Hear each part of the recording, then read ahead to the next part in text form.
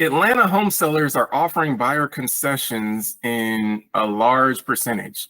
According to this article, sellers in the metro Atlanta area offered concessions to buyers in 62% of home sales in the first quarter of 2025.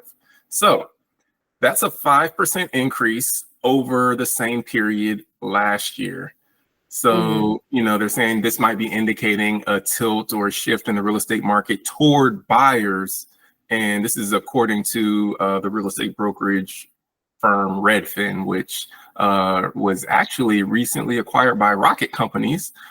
That's not what we're talking about today, but just a side note. But in any case, seller concessions. So if you don't know what seller concessions are, for everyone who might be listening to this and it's like, what are you talking about? So seller concessions are when you go to purchase a home, if you don't have all of the money to be able to cover your closing costs, or if the seller's feeling generous, you might get what's called seller concessions, or you might be able to negotiate what's called seller concessions. And so what that is that's money that the seller would have received from the sale of their home, but they're going to give you some of that money in order to help you with your purchase. So yes, they are going to assist you. How much that is depends on how much you negotiate. I've seen $16,000 in seller concessions before. I've seen, $2,000 in seller concessions before. I've seen no seller concessions before. So it literally depends upon the seller and what they're willing to give you in order to help purchase their home. So just to give a little bit of a background on what kind of dictates seller concessions, a lot of it is the market. So if you have a home that, let's say we're in a buyer's market, meaning that, it's not a whole lot of buyers for the number of sellers that are out there, or prices are outpacing the number of, buyers that are able to afford those prices. It could be a number of different situations, but in any case, when you have what's considered a buyer's market, which means that the market's more favorable toward buyers, that means that sellers might have homes that are sitting on the market a little bit longer. They might need to provide some incentives in order to help get those homes sold.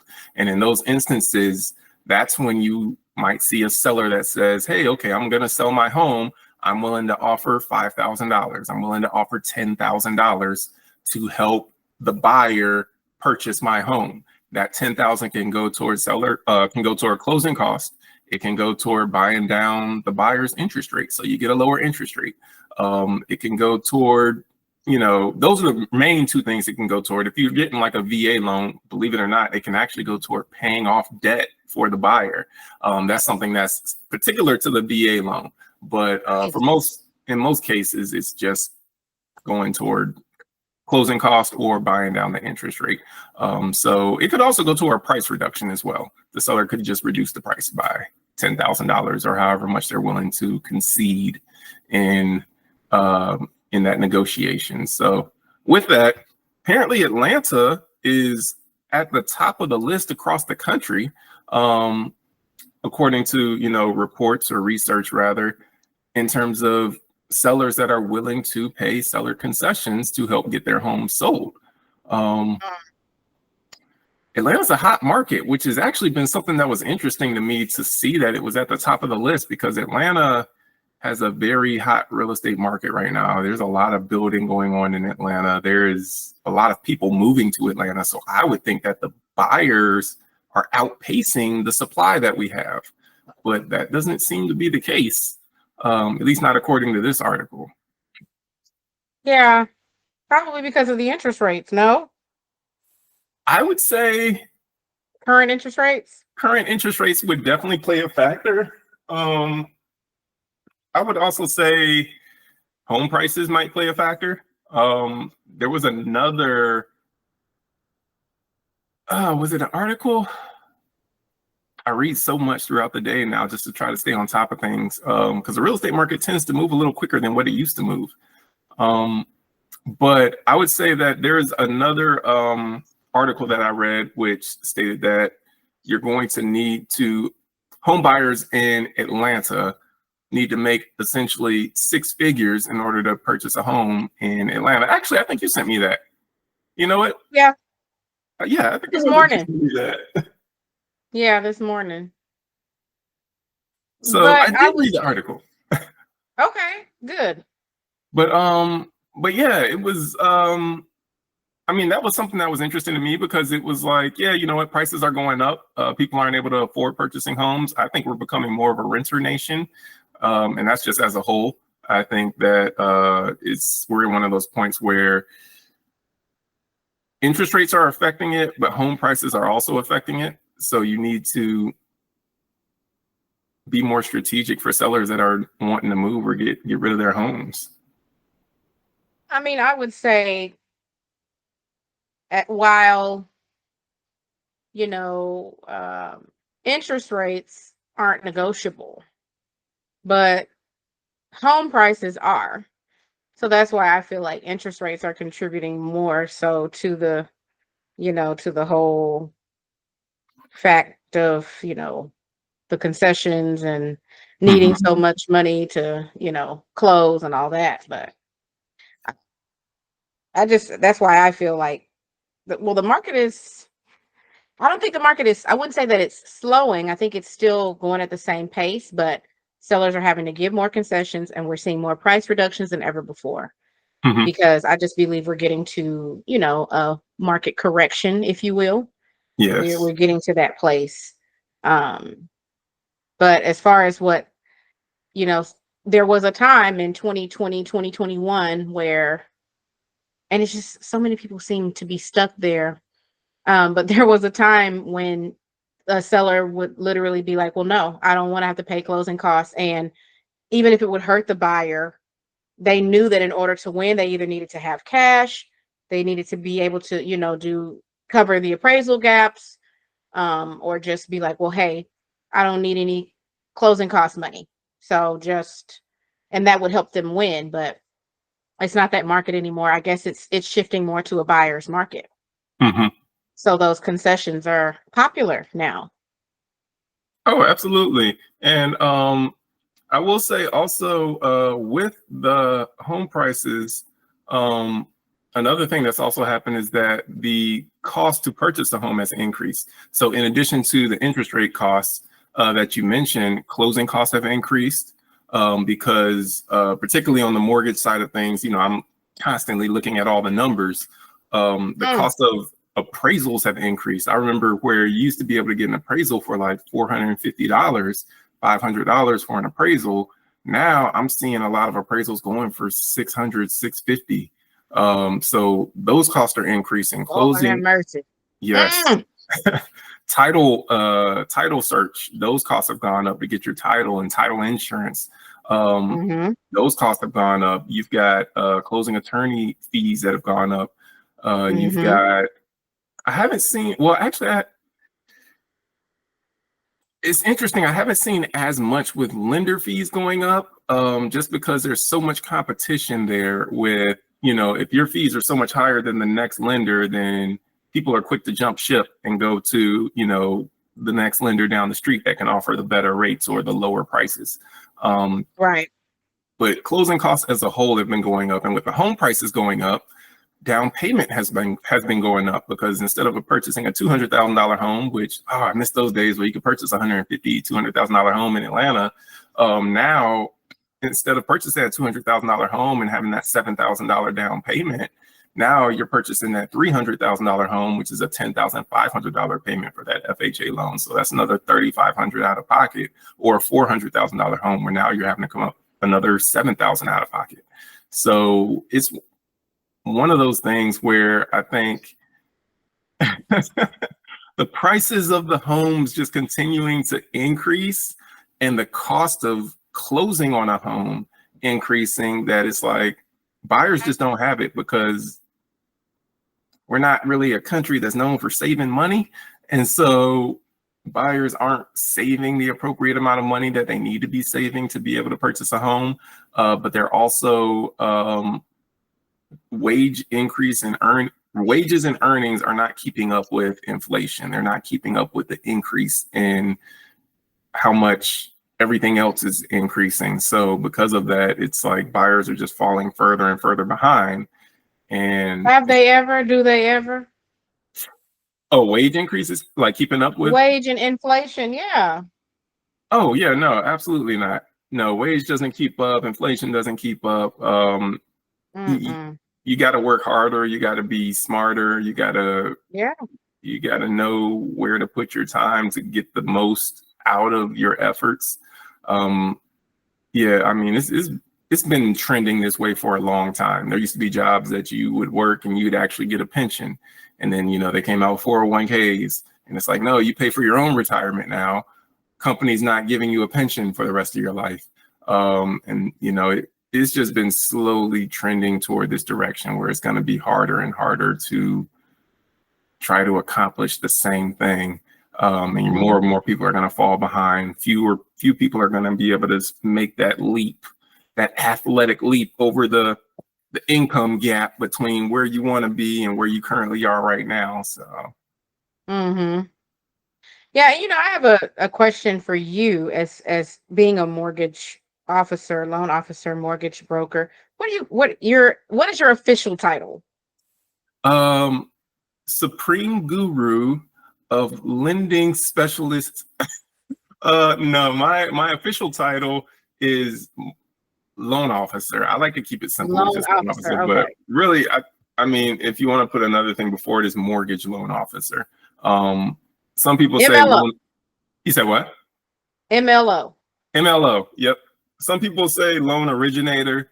I don't like loan Okay. originator because it's not simple enough, and I like to just keep things simple. So it's like, yeah, just loan officer or mortgage loan officer. The origin of everything, because see, when I came in, okay, so I got you. We started Complicated. this whole thing without the originators. There is no, but It wouldn't be no loan without me. Okay, got and you. that's true. I mean, well, that's one of the I guess you could say the perks, the benefits, the importance of the loan originator job or the loan officer job is that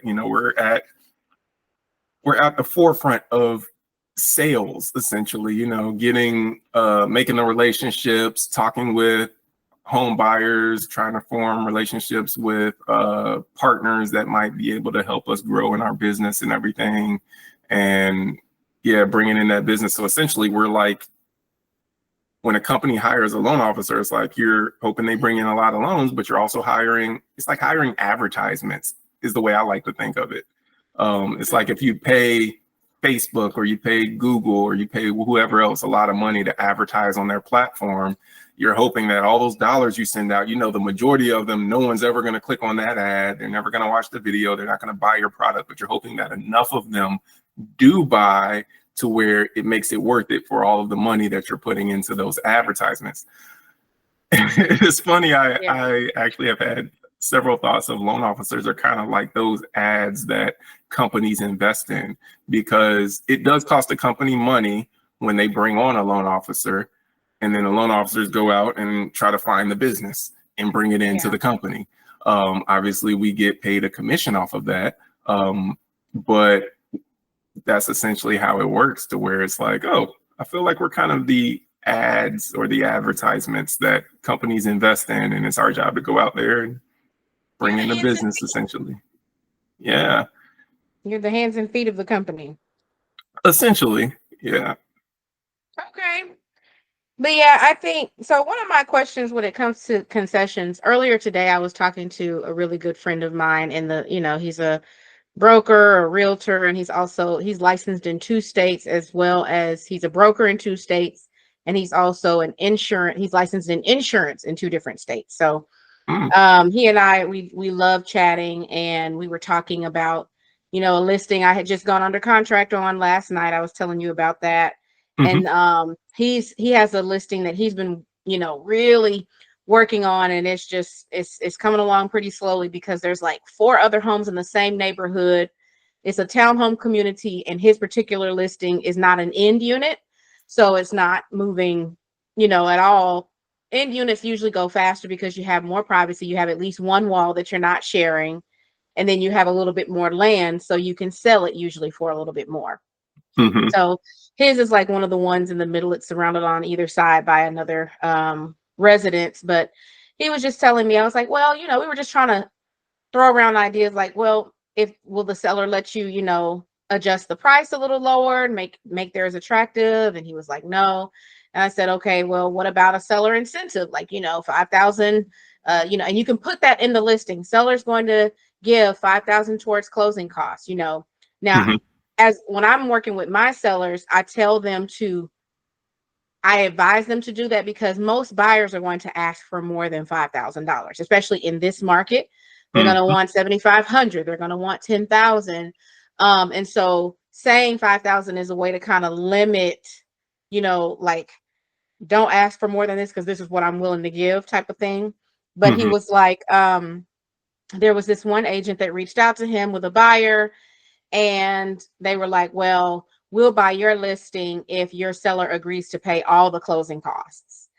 And he was like, okay, well, what is that amount? Like, we're not going to just agree to something and not know the amount. And so my question for you is, because you and I have worked on several deals in the last year, and I was under the impression that isn't when it comes to seller concessions, and I don't know if it's loan specific or what, but isn't there a certain amount that the seller can actually contribute when it comes to closing costs or whatever? So there is a maximum amount that they can contribute, Yeah. and it depends on the type of loan.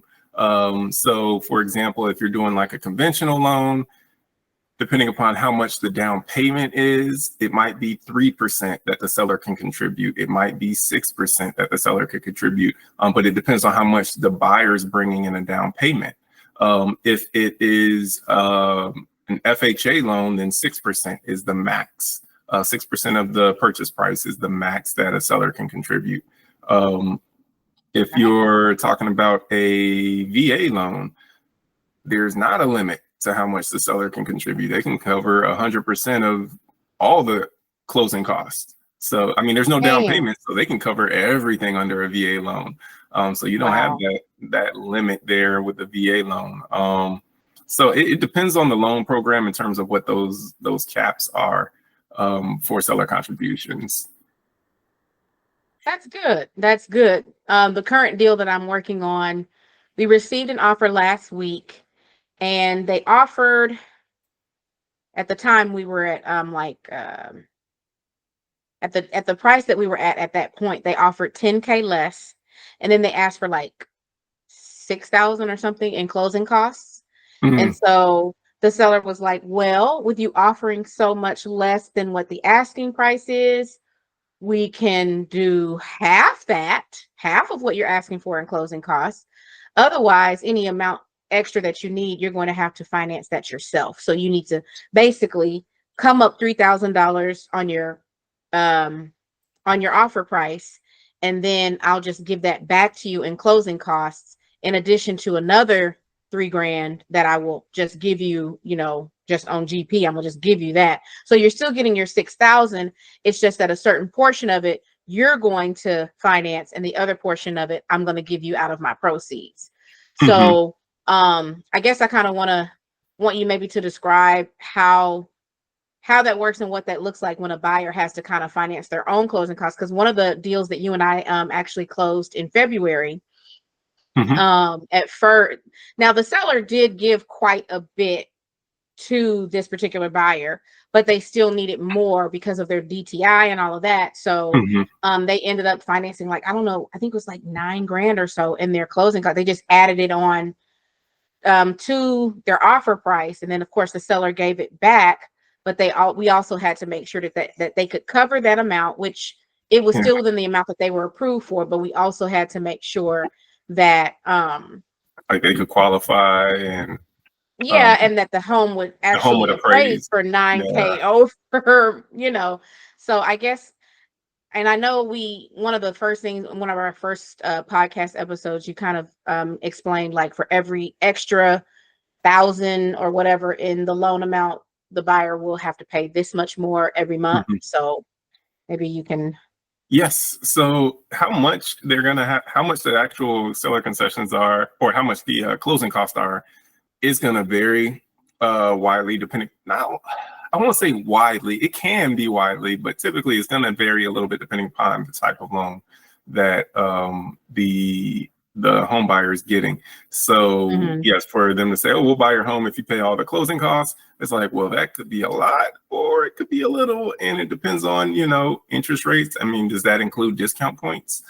Because discount points can definitely run you high, especially if, I say, okay, seller's going to pay all closing costs, and then I go and get a loan and I say, oh, we're going to buy down the interest rate as low as we can. Seller's paying for it.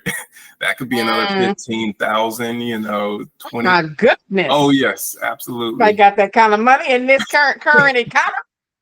Oh my Lord. Okay. Yeah, it could go up pretty high. So, for example, let's say if I'm doing an FHA loan, traditional FHA, no down payment assistance, just a straight FHA loan, you might be looking at, somewhere between 2.5, 3% in closing costs.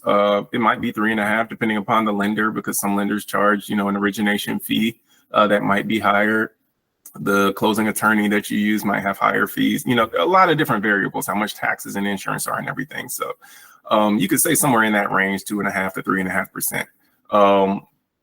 But if you were to take that same FHA loan and put it through a down payment assistance program, like the Georgia Dream, for instance, what's going to happen now? Georgia Dream. I love the Georgia Dream, by the way. So We've been using it on just about every buyer I've talked to over the last 14 months. Georgia Dream. Dream for Georgia. I'm all for, dreaming. Folks dreaming of home ownership, use that Georgia Dream. No, that's right. Make It's them free dreams a money. You better reality. take it. Just stay in the house. Stay in the house, please. Stay there for a little while. So, yes, long enough to where you got at least 10,000 in equity. So when you get ready to refinance or something, you don't have to pay that back out of pocket. Pay it back. Right. But no, I'm all for the Georgia Dream. I think it's a great program. But your closing costs will be higher.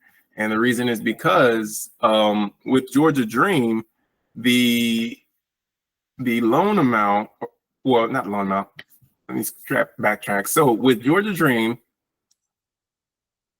the loan is held by Georgia Dream. So Georgia Dream purchases all those loans. They hold, everything with those on their books and everything. So with that happening, generally how a lot of lenders tend to make their money is that, they'll originate loans, they get the money off the origination fees. Some of the lenders keep these loans on their books and they get money off of the interest payments. And then they might sell them to Fannie Mae, they might sell them to Freddie Mac or whoever, and they get money when they sell those loans as well. So, different ways that you can make money in the mortgage industry. But with Georgia Dream, those loans get originated and then they go to Georgia Dream. Well, all those payments and everything go to Georgia Dream. The lenders, the way that they get compensated is by adding an origination fee onto those loans.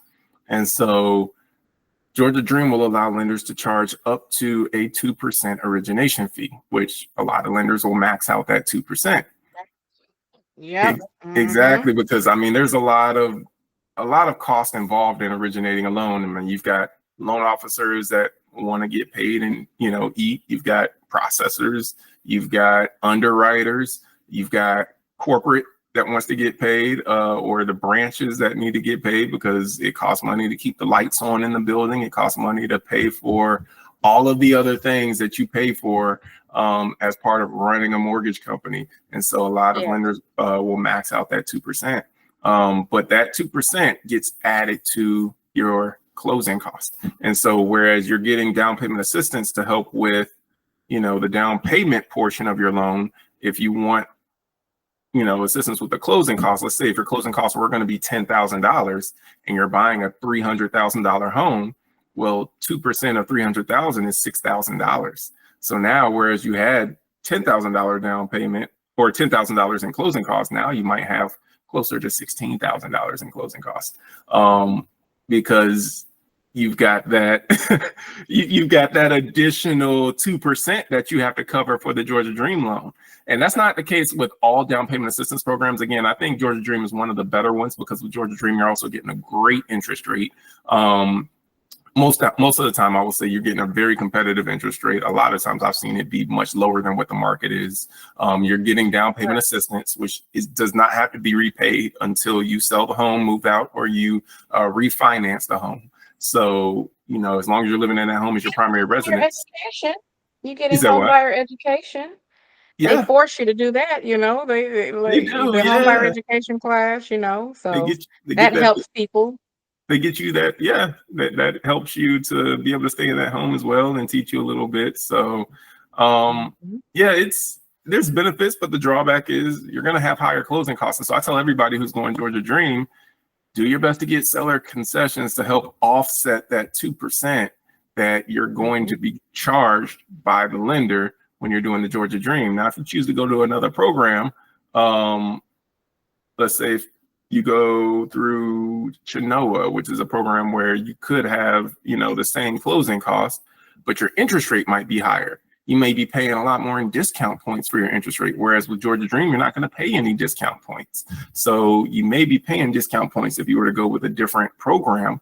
And in that instance, yeah, your closing costs might be the same, but now you're adding discount points onto that, or you're going to have an interest rate that's going to be 1.5% higher than what the market norm is. So instead of getting a 6.5% interest rate, you're at an 8% interest rate. So it's kind of like pick your poison, I guess you could say. Where do you want it to hurt most? Right. And I think out of 3 buyers that I can think of that you and I worked on together the last year, 2 of them were teachers and 1 of them was a veteran. And with the down payment assistance program like Georgia Dream, they're much more favorable. They'll give a higher amount to veterans, public servants like firefighters, nurses, police officers, and then veterans, teachers, veterans, public servants. So I Mhm. think they get more like closer to the 12K or 12.5K. And then a lot of if you're just like a Georgia resident and you have a different kind of job, I think they give like 9K, I think. Is that what it is? Are those the numbers? For the Georgia Dream? Or is it 7,500? Don't let me mess this up.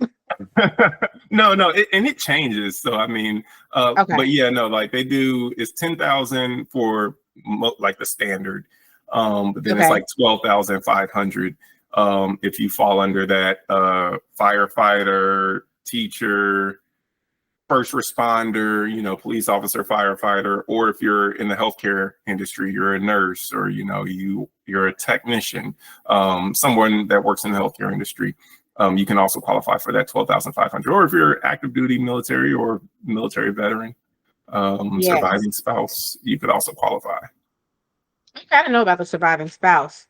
So Hmm. yeah, the lowest amount in total closing costs, seller concessions that I got for these 3 buyers that I can think of off the top of my head was like 17,000 in all.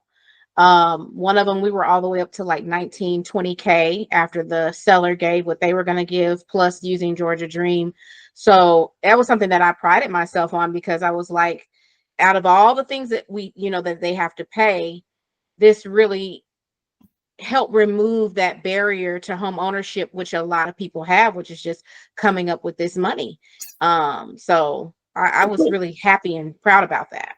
Let me ask you a question. Do you think that the seller has a responsibility to help the buyers get these homes?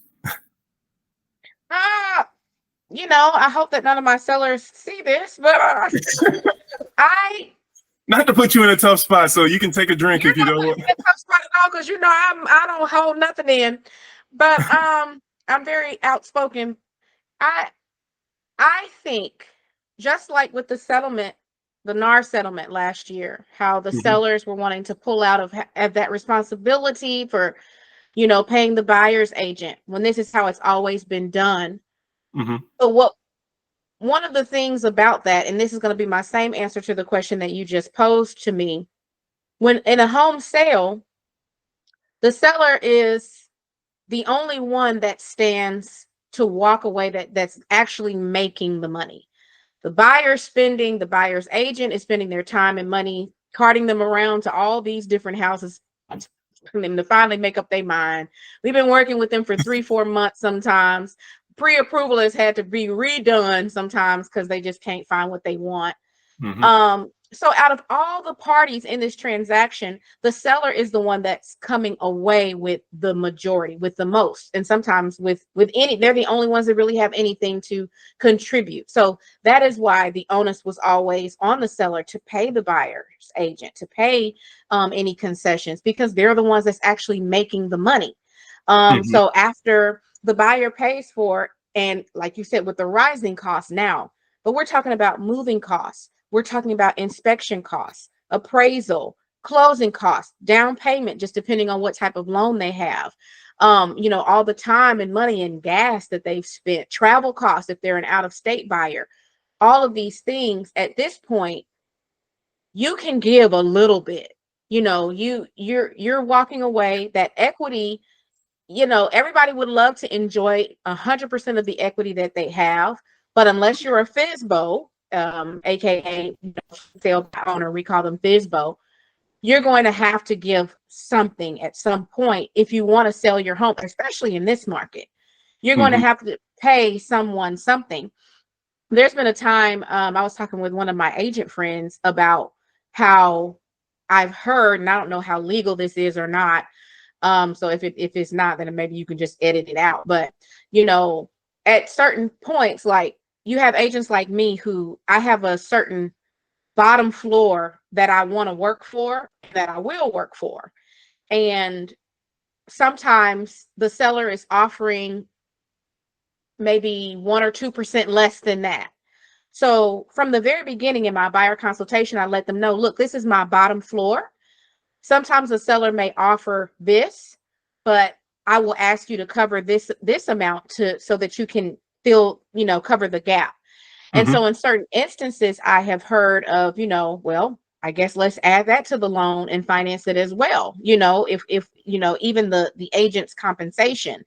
Yes. I don't feel like it should be 100% the buyer's responsibility to also pay their agent in addition to all the things that they have to do. But sometimes that's what you have to do to make a deal work.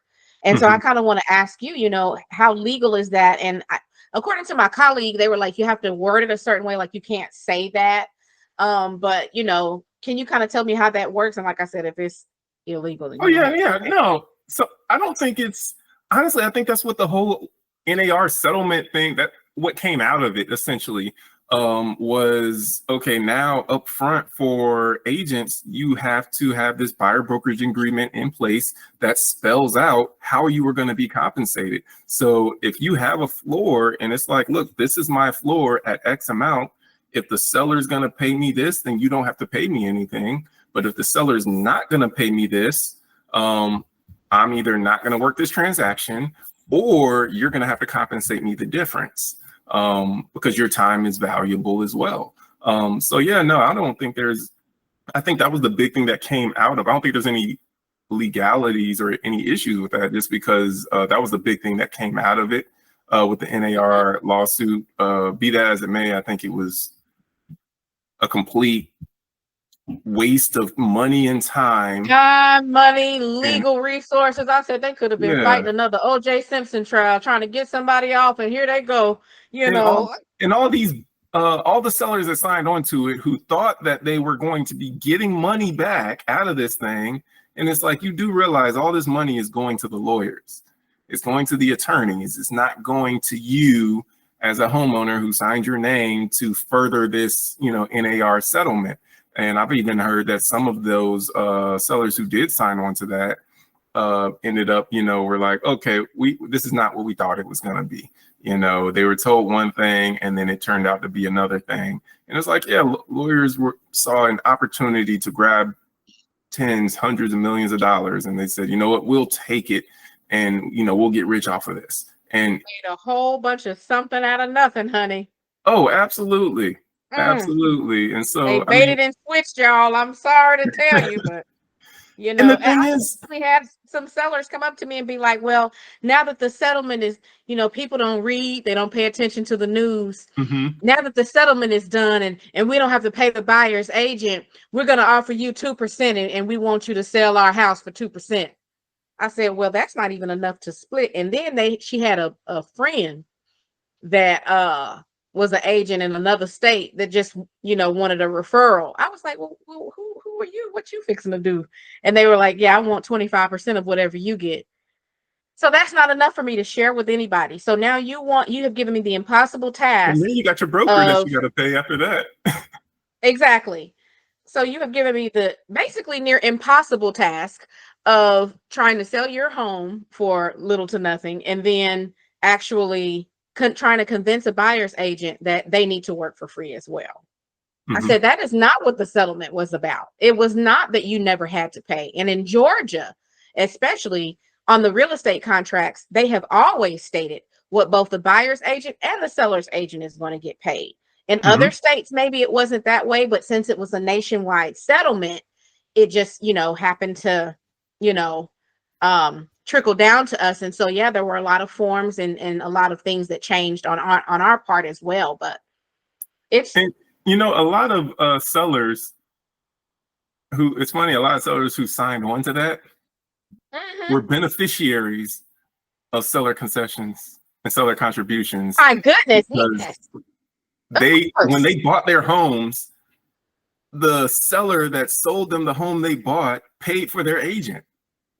Yeah, It's like, so it's funny how quickly, people forget how they benefited from someone else paying a $10,000, $12,000 commission check or whatever it is and now to, you don't want to pay. and now you're like, oh, I don't want to pay. I got to keep all my money. It's like, You okay, want to get off scot-free. yeah, it's like, but you were That's what we also a call scot-free. beneficiary.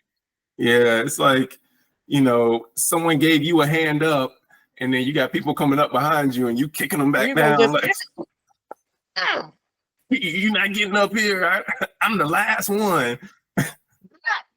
but what you gonna be sadly mistaken, because while you're thinking that it's gonna be sweet and easy, and this is what I had to tell them. Listen, when your house is sitting like Granny in her rocking chair, and you ain't, because it, this is how I explained it. And there are certain laws and rules, but at this point, I don't really care. It's just like if you normally make $60 an hour at your job, right? Hmm. You are motivated to, all the tasks that you have to do. You do that. This is your regular rate of pay. That's wonderful. Now, offering anything less than that, let's say your boss comes up to you and says, hey, I know I've been paying you $60 an hour, and you do a wonderful job, by the way. But I need you to do the same amount of work, maybe even more, for $40 an hour. I need you to do it with the same amount of enthusiasm. I need you to work the same, maybe even longer hours. And I need you to just accept that. Okay. Good chat. And then just walks away. So how motivated are you going to be Hmm. to put the same amount of effort, do it with the same amount of enthusiasm, gusto, whatever word you want to use, And so essentially, people don't really know all that agents do until they try to fizbo, until they try to sell Oh yes, themselves. it's tough, and Um, then mess up a contract, oh mess my up a gosh. contract, and or I've seen people get caught um in a contract where they were trying to go at it alone, and they got the short end of the stick because they were going up against someone who had representation, someone who knew what they were doing, someone who read the fine print, or at least knows the contractor well enough to know what's in the fine print, so they know what's protecting them and Yes. what's not protecting them. But I'll also say really quick, one argument I heard was I heard someone bring up the argument that real estate agents don't need to get paid X amount of percentage of the loan or of the purchase price because home prices have increased so much, from what they used to be. They're like, homes aren't what they used to be 10, 15, 20 years ago. So they don't need to be getting the same percentage that they used to get 10, 15, 20 years ago. To which my rebuttal was, has cost of living increased? Because if you're saying, oh, we should decrease their percentage, even though home prices are increasing, cost of increase cost of living is also increasing. So you've got the situation where cost of living is going up, their expenses are going up, food, gas, groceries, utilities, everything else is going up, but you think that they should take less because home prices are more. It's like, it's not really, agents aren't richer now than what they were 10, 15, 20 years ago because home prices cost more, because their spending is also increased because of all the cost of what their responsibilities are has been increasing. If I wasn't so worried about identity theft, I pull out my bank statement right now and let y'all see. Ain't nobody out here rich. Ain't nobody out here got rich off of selling no home. But no, I mean, it's true.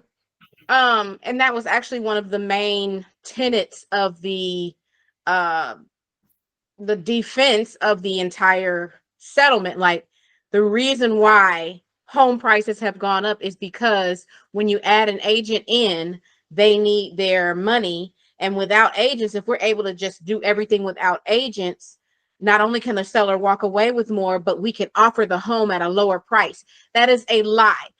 American greed has been here since the beginning of time. You Oh, know, absolutely. if the seller thought that they could do all the work of an agent and still have that home price at the, it's not like sellers that don't use an agent are asking for less. Because I Oh don't know yeah. about you, but anytime you look at a FSBO website where they have just listings of for sale by owner homes, they are always overpriced, which is why it takes them so long to sell. Mm-hmm. They are, I do that for fun sometimes. Just go on these FSBO websites and run comps. And sometimes you don't even have to run a comp. You can just look and be like, now they thinking more highly of themselves than they are. Look at this house. And so, but it even if they think that they can get more, even without using an agent, they'll do it. Mm-hmm. And agents is not what moves the home price up, or what makes the homes more expensive. It's just the economy in general. It's the fact that cost of living has gone up for everybody, and if it's gone up for everybody, why would you think that anyone would want to work for less? Even the seller has higher expenses, so that's why they're wanting to make so much money off of their home. So it's Mm-hmm. like it's good for the goose, but we don't want it for the gander. No, it has to be a level playing field all around. So, you know, again, you're not going to get away with not giving anything to a buyer, especially in this market with interest rates where they are. Mm-hmm. I haven't seen it anyway.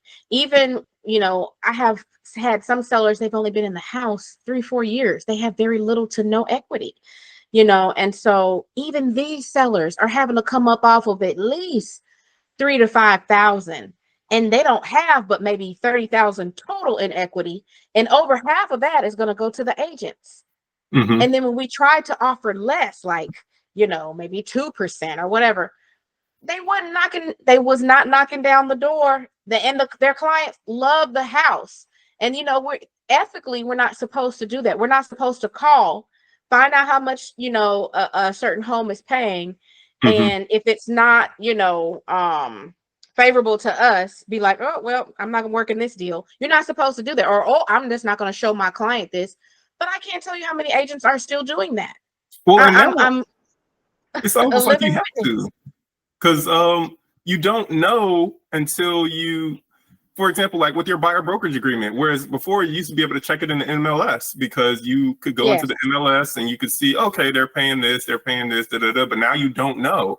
And so if there Mm-hmm. is, according to your buyer brokerage agreement, you're going to make X amount on this transaction and your seller's got to cover some of it, or your seller's got to come up, either the seller can cover all of it or the buyer's got to come up with the rest.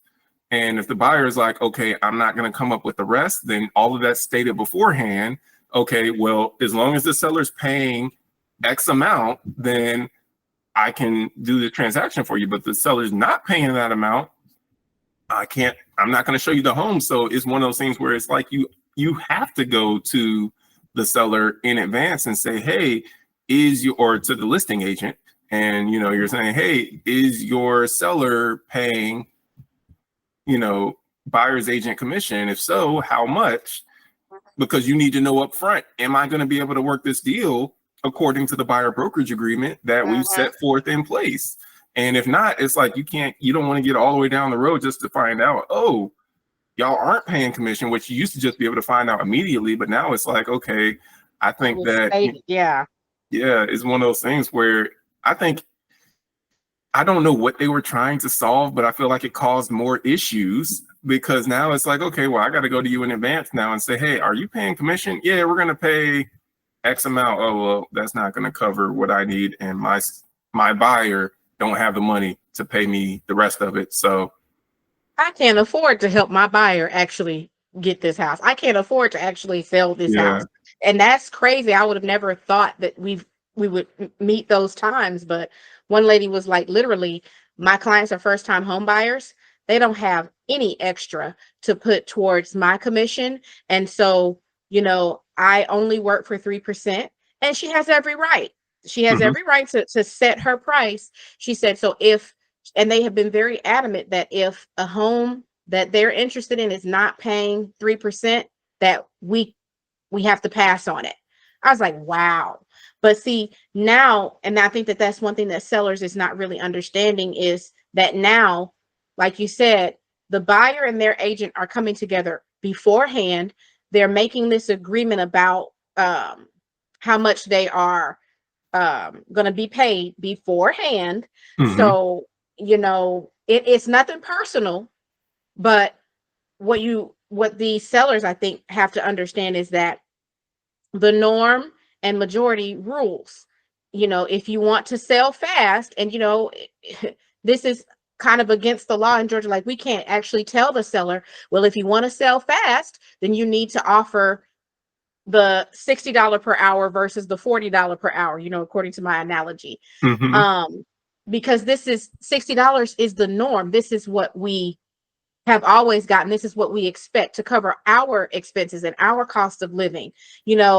I think sometimes people would look at it, well, you got a $15,000 check. Yeah, after 5 months of working with the same buyer. So that actually equates to only $3,000 a month.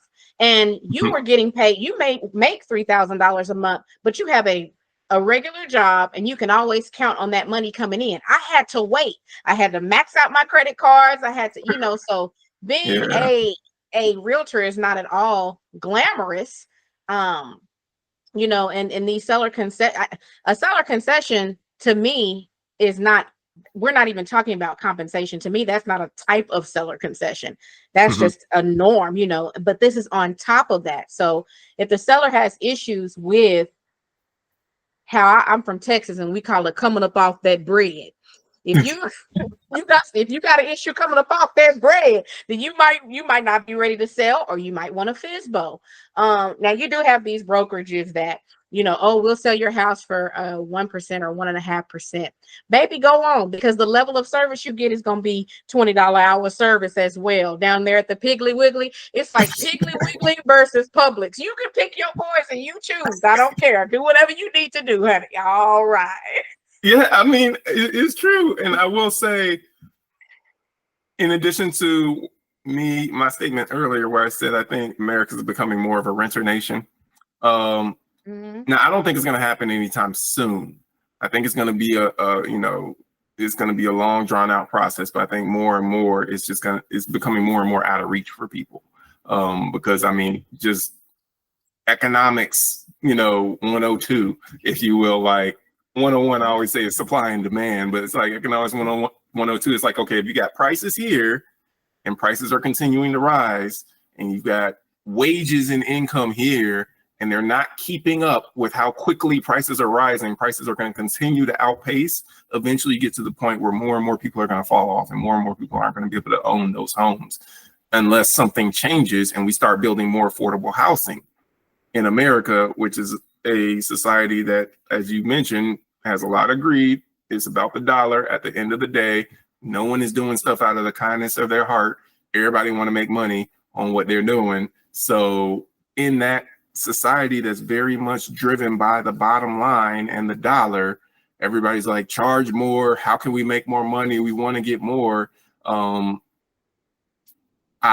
Side note, it's funny how where we're at right now, we're in a shrinking of the government. And I'm not talking about the administration. I'm just talking about the shrinking of the government that we're in and the privatizing of a lot of things that were under a government, umbrella. Mm-hmm. And how that gets thrown around as is, it's the better route to take to have everything be private. And Mm-hmm. I think when you think of the second, third, and fourth order effects, it's like, okay, private companies are driven by profit. So if you, and I'm sure there is no shortage of people that would disagree with me on this, but nevertheless, private companies are driven by profit. So I've Mm-hmm. never met or seen $100 billion company come out and make a statement that, you know what, we've got enough money. Everything else we make above where we're at right now, we're giving it back to the people. We're not growing any larger. We're staying this $100 billion company or $1 trillion company even. Because what happens when Apple gets to 1 trillion, how can we get to 2 trillion? And then they get to 2 trillion. How much? There is no cap. There is no limit to this is enough. When in the society, in the country that we live in, it's always about more, more, more. So it's like, oh, we need to privatize X, Y, and Z because privatizing is going to be better. It's like, is it? Because now private companies are driven by profit. So you're either going to have increase in cost or decrease in quality and service. Which one is it going to be? Because at some point they may, hold the bar at the status quo right now, but moving forward, they're getting to that point where it's like, hey, we need to make more money. How can we increase our prices?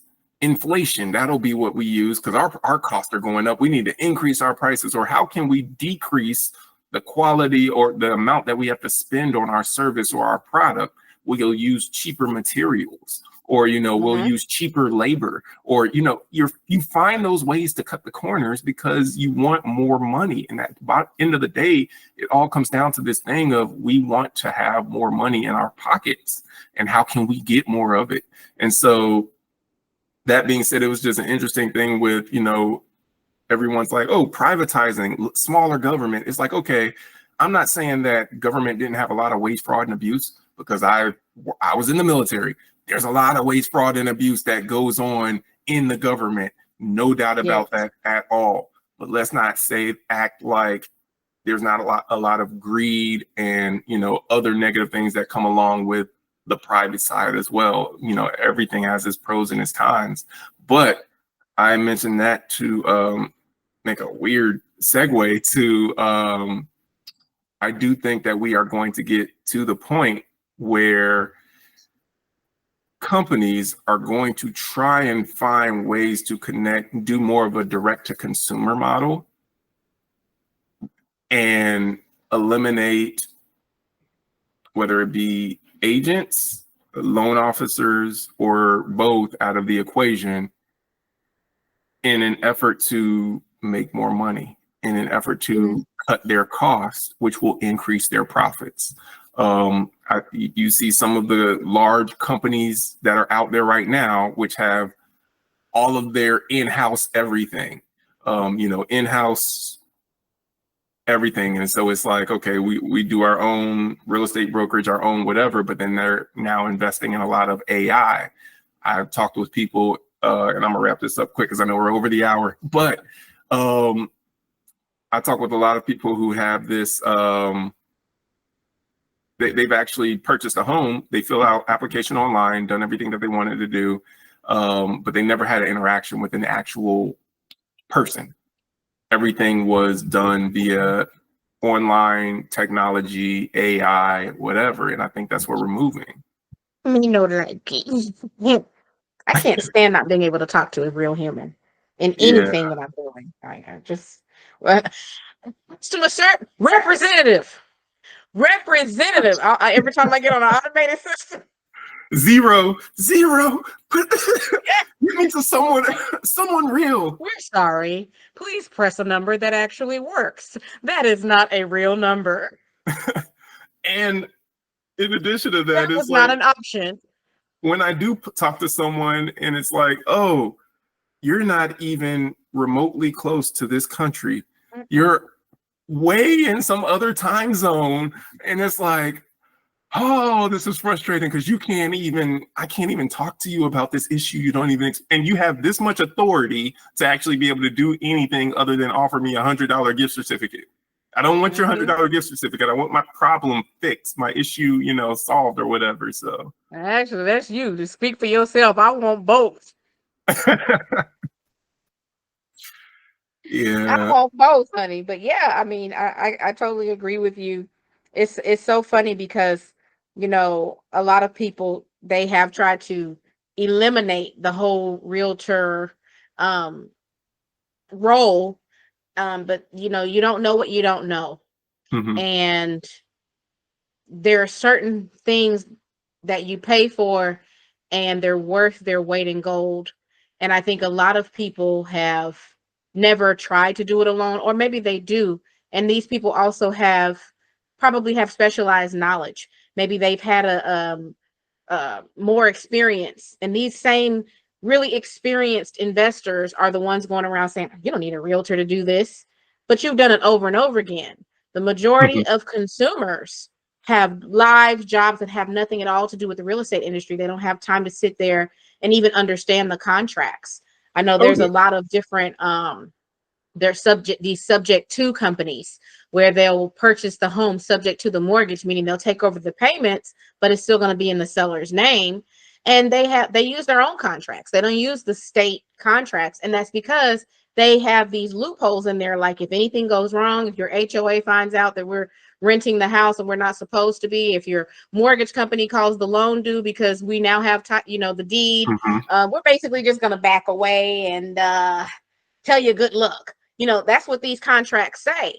And so if you're a regular homeowner, a FSBO, and you get approached by one of these companies, it's going to sound good to you. You might not know what to look for. So, as with anything, I have read statistics where home sales transactions that were done with a realtor, not only did they were able to sell the home for more when it came to the seller, but when it came to the buyer, they were able to get more in seller concessions and closing costs and things like that, because we have been trained in the art of negotiation. So, Hmm. don't count us out. No. We're here And, for don't be too greedy. and you know what? So All of this is actually giving me an idea. I was like, you know what? We're gonna have to do another episode on just what it would look like if that shift were to take place, with where some companies are taking it with direct to consumer. Hey, you can apply online, save your money, da da da, and yeah, because I've got some ideas now that I just don't have time to expand on right now. But yeah, that's it, always next week. we'll have another future episode, and we'll dive a little bit deeper into it. But no, this has been good though. I think seller concessions are definitely great, and I Me say that too. having never been a beneficiary of seller concessions, and I bought two homes. Both Oh wow, homes, bless your soul. yeah, I know, both Listen, I times. paid 200, maybe $300 at closing, and then I got a refund check for like $240. Hmm. The bank gave me like 3,000, and the builder gave me another 3,000 or so. So I have been the beneficiary of seller concessions and even of the lender concessions, which those are even better. And Hmm. so um I don't think I would have become a homeowner without it, because I was a first time home buyer and I didn't really realize that I needed money. I just Yeah. thought it was going to be easy. My agent didn't really do a good job of explaining that part to me. I was like, okay, $1,000. I thought earnest money was all I had to pay. And Hmm. then when they were like, no, I had 100% financing, so that was nice. But then they were like, no closing costs. I was like, oh, well, who's gonna pay that? And so, it it actually worked out for me. God really worked that out for me, but Hmm. everybody does not have that same experience. So, No, and I did not. I paid every bit of all my closing costs, and when we purchased the home that we're living in now, I paid every bit of the closing costs and the down payment. But I also just prepared. I saved up a ton of money, and I was like, you know what? got a bunch of money saved up so I could just cover it all, which actually put me in a much stronger position, because without that, I would not have been able to get the house, because there were individuals. It was a multiple offer situation both times when I purchased the homes that I bought. And each time, there were offers on the table where it's like the seller was not going to have to pay anything. And if I was not in a position to be able to come in and pay for everything, I would not have gotten the homes. And so, while seller concessions, I think, are definitely needed and they're great, if you're able to save up that money, that can definitely be huge in terms of giving you leverage to be able to get that home that you want. Speaking as a seller's agent, I represent more sellers, especially here lately. That's the offer we gonna choose every time. Yeah. Yeah, it's like, oh, I can save 10,000, 12,000. You don't need no money from me. Yes, Okay. Lord. Ooh. Yes, Lord. See, and I can play devil's advocate, I guess, because I've been on both sides. Mm-hmm. It's good for the seller, but with the buyer, it's like, oh, we don't get nothing, so yeah. Well, no, this has been good. I appreciate it. I'm looking forward to next week. Me So too. yeah, we'll reconvene and pick up another great topic next week. And yeah, make sure you tune in on Fridays. That's when the next episode is going to drop. So every Friday we drop a new episode of Greatest Asset Community Podcast. So till next time, Take care, be blessed, and we'll see you next week.